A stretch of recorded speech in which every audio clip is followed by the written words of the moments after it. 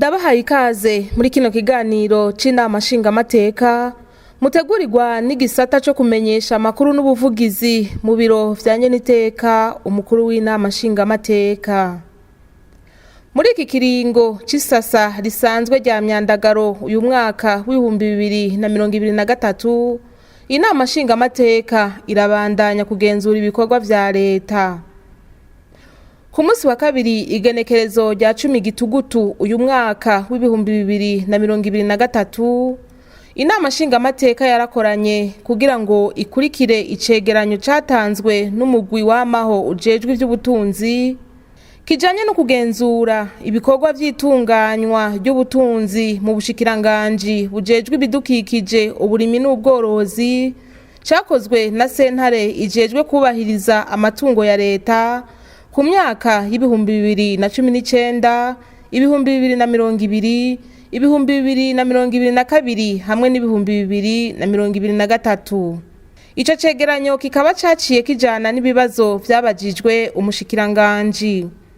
Abubahwa abashingamateka babanje gukeza umushikiranganji Dodiko Prosper aheruka kwizegwa muri ayo mabanga mashasha, bakaba bamumenyesheje ko bamwiteze ko impinduka zikomeye kuko ubwo bushikiranganji ari bw'abenegihugu bahanze amaso. Ku bibazo rero vyabajijwe umushikiranganji haragarutse cyane ikibazo cerekeye ikena gifumbire rihingurwa n'ihinguriro fomi hamwe rero no kugenzura ubuzirakanenge bwayo.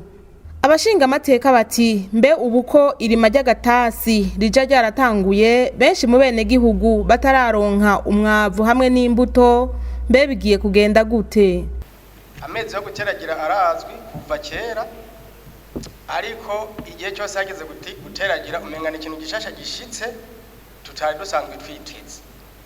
Nyakwa mushikiranganje rero ndazi ibitari bike arabizi, mugabo uravye ufatiye ku ikintu cyakumye kigarukwa ko ca dépassement de dépenses ushobora kumenya neza ukabona ahantu hajegajega aho nyakwa mushikiranganje akwiye gushira ingufu nyinshi ni au point de vue planification na coordination.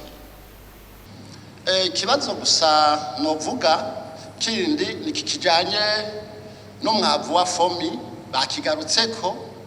Je uko ndakivuga nuku kumbure ndabifatanya na planification cyane cyane ndavuga ko harimo ngira ngo n'amaspekulation kuko umwavu wa fomi ihinguriro fomi rivutse nta myaka iheze twarabonye barigirira publicité harabaye ingendo nyinshi muri fomi zaba abategetsi bo ngaha mu gihugu nabo hanze, kandi noneho turavye aho duherereye harabona umwimbo uboneka kubera umwavu wa fomi. Mugabo rero muri no minsi nuwo mwavu tanaboneka kuko nuno munsi urakenye mugabo nibukoreshwa. Turumva ko batanguye gutora fomi novuga mu kirundi ca kera ibisokoro. None nyakwa mushikiranganje hoba harakozwe hari icegeranyo cisuzumwa ku buryo bwimbitse kugira ngo kuko twumve koko ivyo bintu vya fomi bifise ishingiro ivyumvikana ingene bovuga ko umwavu wa fomi tera ingorane mugabo kandi ukagumukoreshwa mu gihugu, kandi tugaca twumva ni ko hari yindi mahingurira kumbura agiye kuvuka tuzohava tubifata tuti kumbura yo bari publicité mbi bayigirira kugira ngo haba amaspekulation y'ayo mahinguriro mashasha. Ivyo rero twashaka mu bidutomorere neza nimba koko hariho ivyakozwe n'ubushikiranganje vyerekana koko izo lakine fomi yo bifise bimenyekane, hama kumbure namwe muzoce mugerageza kugira ngo ivyo bintu bikosorwe. Nagomba mvuge aka kantu kajanye n'imbuto.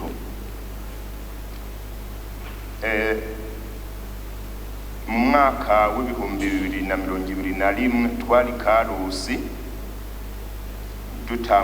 batanguza ane agricole badeklara yuko uwo mwaka ubaye umwaka w'uburimyi n'ubworozi.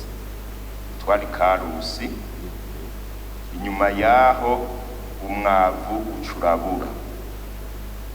Murumva ibikurikira, reka nsimbize gatoya. Uyu mwaka umengare za engrais chimique zarabaye disponible, naho zitangwa juste sezo igeze, ugasanga haraba amabuskirade, mugabo haciye haba ikintu co kubura imbuto. Nyakubahwa, izi semence hybride, aya mapane 53 turima, uyu munsi umuntu ataratera pane 53 hariya ruguru, kugira ngo bisorome vyeze neza hajya vyumye bidasubira kugorana kwanikira, bija mu mezi 5.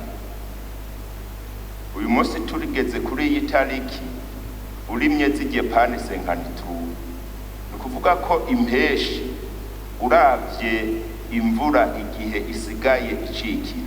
Mwibuke ko mu mwaka uheze itariki imwe twebwe aho duherereye imvura yaraguye mu gitondo icirahera, nta mvura yasubiye kuba.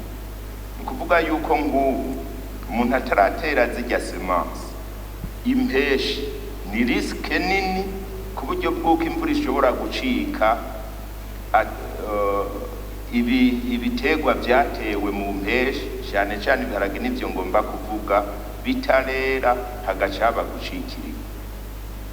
Rero by'ukuri twagomba dusaba ico ni kimwe. Ica kabiri, izi pane 53 uyu munsi nagomba sinzi ko mubizi, kubera ubukene bw'imbuto nshasha uwashoboye kubirima kabika nk'ibiro nka 20-30, uba bene gihugu basigaye babigura kugira ngo bongere kubitera, mu gihe service technique zitubwira ko ijya variete itabikwa kw'imbuto.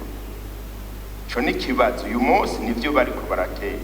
Ejo bundi rero nitwasanga siritere de variete nene zitigeze zikura, ntituze dutangara, ni kubera abantu bazoba barabuze imbuto batera bagapfa kugura bijya nyene za pane bimbuye kuri sezeruka, bikaba ari byo batera.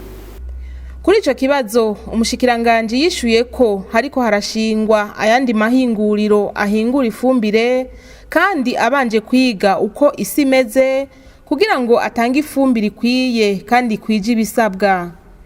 Nayo kubijanye n'uko irima ry'agatasi ryatanguye abene gihugu benshi batararonka ifumbire hamwe n'imbuto, umushikiranganje Dodiko Prosper ati nyene icubahiro umukuru w'igihugu ico kibazo yaracifatiye mu minwe, zikaba zaraje n'indege za cargo kugira ngo abene gihugu bazironke vyihuse. Ikibazo c'ifumbire kuko cabajijwe kenshi. Iki kibazo ro c'ifumbire nibyo carabajijwe, mugabo twotanga umwizero yuko kiriko kiraje mu nzira nziza, kuko muribuka imbere yuko fomi iza twarakoresha ifumbire, ariko hoho twayituma abantu benshi, kumbure umagize ikibazo ubundi yarayishikana, arico gituma bitagira ibibazo byinshi nk'ibyo tubona ubu rero kuvaho fomi iziye igakora ico gikorwa ari imwe, kandi abarimyi bagaca bitabira uburimyi ku rwego rudasanzwe, harabayemo rero ukutajana n'ibyifuzo by'abenegihugu mu kwitanga kare, kuko iyo umaze gukora uri umwe hama hacaboneka umurindi munini wo kurima, biraboneka ko haza rero ibibazo. Novuga rero yuko ibyo bibazo rero twagiye turahangana navyo, kandi n'ubu tukiriko. Mugabo rero ico noshimikirako novuga nti none bishasha twokwitega n'ibihe. Bimwe bimwe kiratanguye kwibonekeza, kuko ubu turi mu isuzuma rikomeye ryo kuraba tuti mbe ibyo abenegihugu bariko barifuza nibyo bariko bararonka. Mwarabonye yuko nk'ingingo ya mbere yafashwe, aho byibonekeje yuko ku giterwa cy'umuceri tuzi neza yuko gikeneye gose icunyunyu bita azote ku rwego rwo hejuru, byibonekeje yuko hakenewe impinduka kuyo bakoresha. Imbere yuko rero iyo mpinduka iza, twaciye dufata ingingo yuko iyo fumbire isubirizwa abarimyi barima umuceri bakaronka ire. Ico rero twovuga yuko caciye gitanga agahengwe ku barimyi. Kucerekeye imbuto rero nivyo ziraturaje ishinga kuko zagumye ziboneka ko ibibazo. Mugabo rero tubanze turabe tuti mbe ivyo bibazo biva hehe. Imbuto dufatiye nko kuri umwaka ziriko novuga uburyo buke. Ngira muravyibuka muravye na loi de finance hariko 1 miliyari kuri programme ya subvention de semence. 1 miliyari dufatiye ku gitegwa c'ibigori ipana ikiro kigurwa 11.000 desa. Ufashe 1 miliyari ukagabura na 11.000 desa ucibona amatoni arimwe. Ayo matoni rero ngira nayo intara zingahe. Ni ukuvuga rero yuko ntitwovuga tuti ni planification itagenze neza, ahubwo twovuga tuti dusubire turabe uburyo tubuduze, kuko leta yaciye iba oblige yo kurondera ubundi buryo bwiyongera kuri ubwo bundi bwari bwarategekanijwe. Hari hategekanijwe rero 1 miliyari tubanza tuyigura mu imbuto twakoresheje muci, kandi murabonye yuko ubu n'umwimbu uzoba wifashe neza mu myonga aho twatanze imbuto y'ibigori. Tuca turasubira iyindi soko ya kabiri kuri iyo 1 miliyari bica bijana n'amatone atarenga 300. Aha rero harimo n'ubundi bwoko bw'imbuto. Mugabo rero mwibuke yuko nyene icubahiro yaciye ahimiriza bene gihugu ati mwese mukura amaboko mu mpuzu kugira ngo umwose uronke ico ufungura. Mwaciye mubona yuko abarimyi bace bitabira ako kamo gushika naho benshi ahari amashamba batanguye ahari inkaratusi batangiye kuziranda kugira ngo bashiremo ico igitego.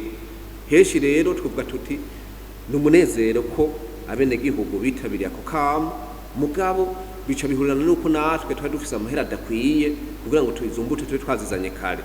Nobamenyesha yuko nko kuri izi turiko turatanga ubu yabaye budget yindi supplémentaire leta yabaye oblige yo kumobiliza ingana na 3 miliyari 900 millions. Iyi rero niyo yacizana izi zindi tone 340, aho mbere twacha tugira kudushimira nyanicubahiro umukuru w'igihugu kubera ci afata ingingo twavuze tuti zize n'ubwato, acavuga ati ahubwo nizize n'indege. Abari ku kibuga c'indege mwarabonye ko iyi misi 3 iheze hariho amakarugo ariyo yazanye izo mbuto z'ibigori. Twovuga rero tuti nakarusho nakigoro leta yagize kubera uko kwitabira kudasanzwe kwa bene gihugu kukamo bari baronkera. Bigaca bitujana rero ku gutora umuti urama kuri iki kibazo c'imbuto. Kuri ico kibazo nyene kijanye n'ikena ry'imbuto, abashingamateka barasabye ko leta yoshira ingufu cane ku kigo izabu kikaba koko ikigo c'ubushakashatsi kikongera kigakorana n'abagwiza mbuto. Nagomba nsabe nyakubahwa nimba bishoboka mushira ingufu cane ku kigo izabu batangure bashishikare baproduise zijya variete zo muri izabu ajya mengana mazedeme sinzi ko yitwa amara mezi makeya, kandi yo ushobora no kubika ukongera ugakura ku imbuto. Izi variete dukura hanze ya hybrid turomonde agri babandanya babivuga ni variete ni semence à risque aho risque mais kuko umunsi hazoba ikibazo nk'ubu murabona ko byaje bite basinzi ko byaje turashobora kwiroturuva tutafise imbuto dutera kubera yuko twizeye ziriya variete. Jire nashaka nsaba ubushikiranganji mushira ingufu cyane kuri izi variete ziba produit ziriko ziraba produit muri izabu. Aho umushikiranganji yishuye ko leta iriko iritaho cyane ikigo izabu aho kitazoba kigwiza imbuto gusa ahubwo kizoba hafi n'abarimyi. Twamaze uha ingufu zikwiye izabu kugira ngo nayo itangure gukora imbuto ngaha mu Burundi. Mbere tugira ko tunabaha n'umwizero kuko hamaze gukorwa ibitari bike. Ubwa mbere turafise ikigo c'aba expert b'abashinwa bakora ngaha mu kiyaya, nabone baronse itegeko yuko batangura gukorera imbuto z'ibivyagwa bimwe twita hybride ngaha mu Burundi.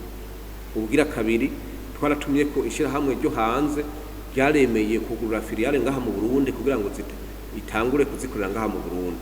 Ubwira gatatu aya masosiyete yahora azizana zemprota azikuye hanze yose ubu tugiye guca tugira inama yihutirwa kugira ngo ubwo buryo bahora bakoresha mu kuzizana bazikuye hanze turinda kurondera amadevize bazishire ngaha mu gihugu, dushireho ikintu bita industrie semencière, kuko kimwe twakutavuga ngo twogwiza abagwiza mbuto ni vyiza, mugabo iyo ni intambwe igira kabiri.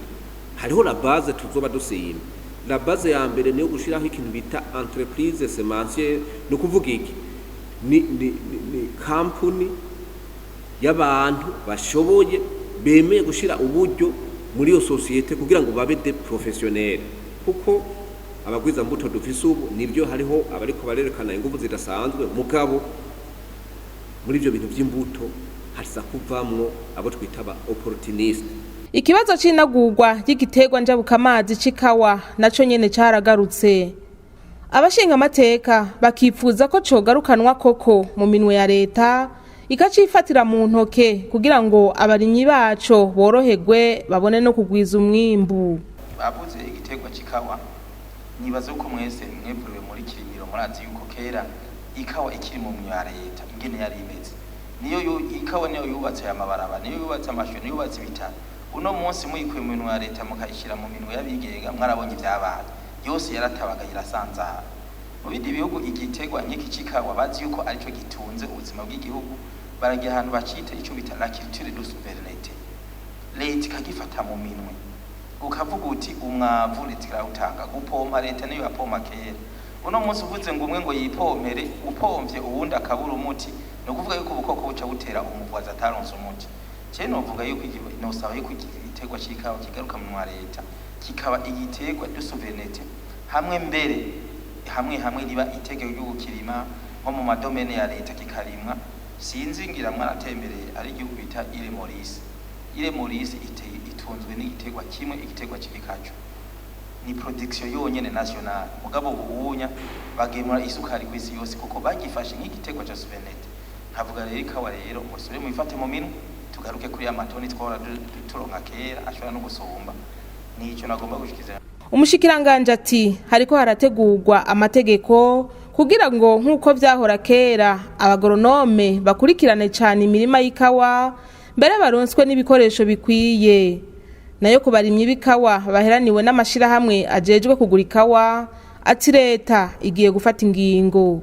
Igiterwa c'ikawa nivyo kwikawa novuga yuko harabaye ibibazo kandi muravyibuka harageze aho mu gisata c'ikawa hafatwa ingingo yuko ico giterwa bakiha abikorera twabo. Mugabo rero dusuye tukahindukira mu nyuma twaciye dusanga harabaye ibibazo bikomeye kuko igiciro nticaduze, ivyo twimbura ntivyaduze, abarimyi ntibarihwa ku gihe. Tuca dusanga rero ahubwo rero abantu bari bagiye muri ico gisata c'ikawa bashira inguvu mu kugura iyabonetse, mugabo bakibagira iyo ico giterwa kiva, yuko hatiza kuja inguvu mu mapepiniere, hakaja inguvu mu kuzana ifumbire eka n'imiti, eka ibyo byose igiterwa gikenera. Murumva rero yuko habaye ugutakaza umwanya muniniya kuko hatagiye inguvu no kwita ku gice ca mbere twita mayo do production. Ivyo rero bamaze kubibona uko leta cisubira gufata ingingo yuko isubiza mu minwe ya leta ico giterwa, niho rero mwaca mubona igiterwa caciye gisubira mu minwe ya odeka, akaba ariyo ijejwe ubu kugiteza imbere.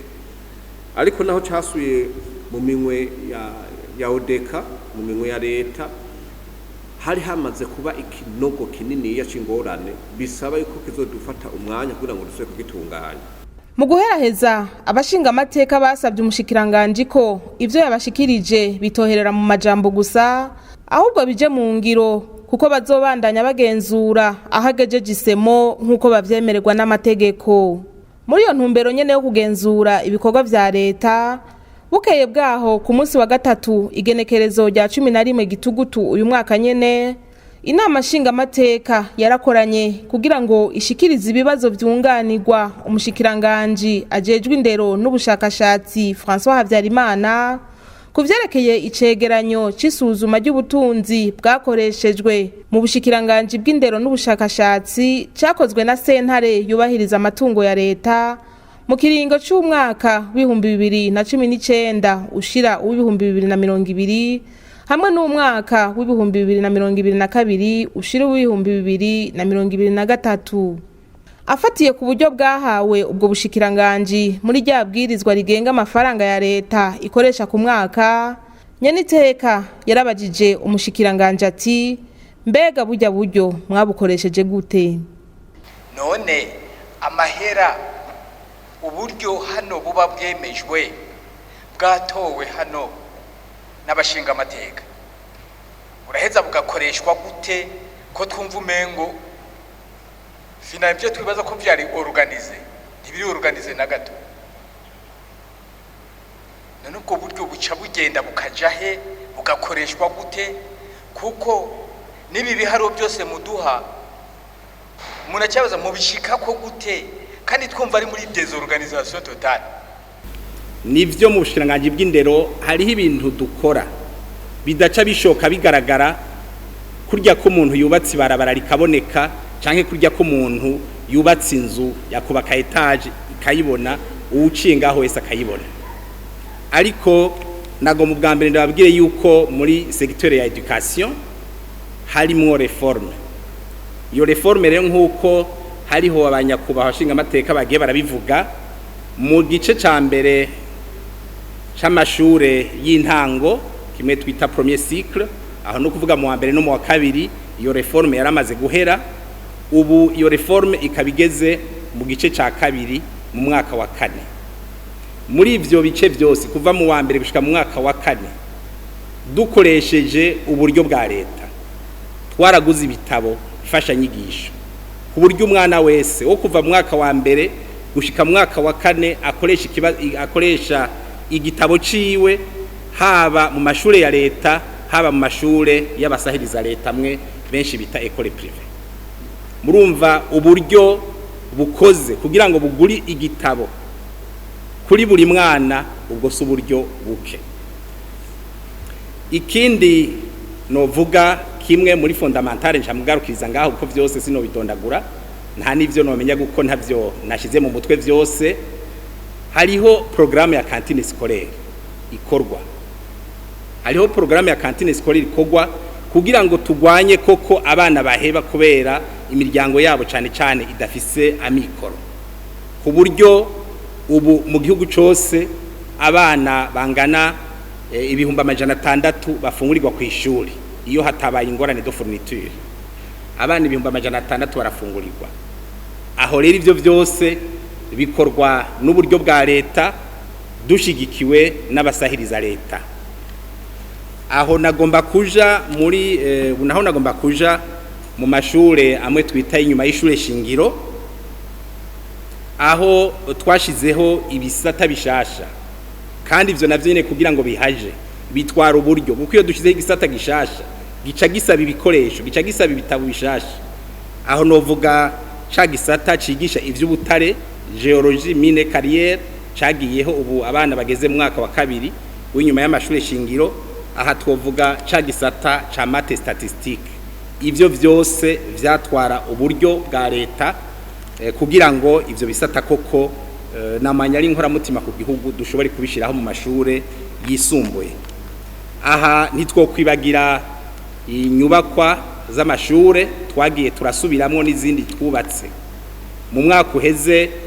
Ndibuka ko duheruka nyakubahwa mushikiranganje wa mbere aheruka ngaha mu Nama Nshingamateka gutanga icegeranyo c'ivyaranguwe mu mwaka uheze honyene twashoboye gusanura ibirasi bishika 1000 tubisanura ubwo n'uburyo bwa leta bwashoboye gukora. Nayo kubijanye n'ibitigiri vy'abigisha barenga 4,000 vyatanzwe ko batabaho ariko mu nyuma bagasanga bariho kandi bari kubuzi, umushikiranganji yishuye ko vyahubuwe naho hari hamaze kugira ivyononekara. Duca dusanga rero koko muri aba 4454 bose si personne fictive. Duca dusanga kumwe honorable Mpozeriniga yavuga ni bwa bube gito bw'abakozi bacu baduhaye amadone atariyo, tubasavye information aho kugira effort ngo baduhe liste exhaustive y'abakozi bose bari ku kivi, bace baduhereza abantu bakeyi, ibisigaye bace bariraramira. Niho rero twaciye tuvuga tuti turavye muri aba 4454 bashobora kuba harimwo abo no kwita abakozi bari ku kivi, ariko ko muri DP batabaduhaye hashobora kuba harimwo n'abandi batari ku kivi. Ari naco gituma mubona nyeniteka twace dutunganya rusansoma rw'abakozi bose. Iyi rusansoma y'abakozi bose tukaba twarayikoze rusansoma electronique nkuko twabikoze, kandi rusansoma yakogwa n'abayobozi b'amashure bonyene bagasansuma babo, kandi coordonnée géographique yaho bari kubagirira rusansuma ikaboneka ku mukozi wese. Umusansomeye muhira wa musanze muhira byaca biboneka yuko atari kwishuri uko coordonnée z'ishuri zaba zizwi. No kuvuga umukozi fictive ugiye ku musansuma ntivyakunda uko habwiza kwiyafisha coordonnée zo kwishuri. Murumva rero ubu rusansuma twaciye turukora, ubu media box turarindiriye rapport définitif kugira ngo dushobore kudesera koko abari ku kivi n'abatari ku kivi. Mu kurangiza, umushikiranganji yamenyesheje ko ibibazo biri mu gisata c'indero bigoye kurangiriza rimwe, ahubwo bisaba kubifatira umwanya. Nawene abubahwa abashingamateka bakaba bamusavye kuzoguma akurikirana ivyo yabashikirije ko biriko biraja mu ngiro, kuko bazosubira bakamuhamagara bakabimubaza nk'uko amategeko abivuga. Nyeniteka akaba yarangije asaba banyakubahwa abashingamateka kuba barategura ibindi bibazo bazobaza abandi bashikiranganji mu bisata bitandukanye. Aha hakaba ari naho dusozereye kino kiganiro. Turabashimiye mwebwe mwese mwagikurikiye, naho ubutaha.